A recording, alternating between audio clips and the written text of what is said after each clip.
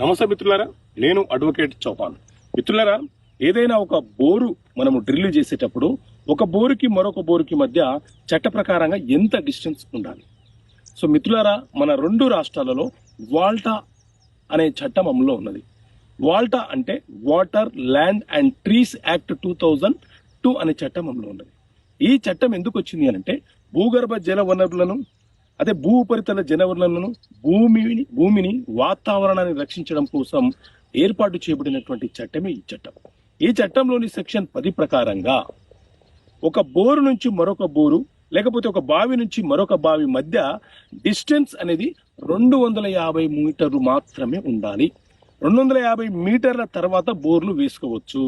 ఆ లోపు వేసుకుంటే చట్టపరమైనటువంటి చర్యలు ఉంటాయని ఈ చట్టం చెప్తుంది. అదే ప్రజా అవసరాల కోసం అయితే అలాంటి డిస్టెన్స్ మెయింటైన్ చేయకుండా బోరు ఎక్కడైనా వేసి ప్రజా అవసరాల కోసం వినియోగించుకునే అవకాశం మనకు ఉంటుంది.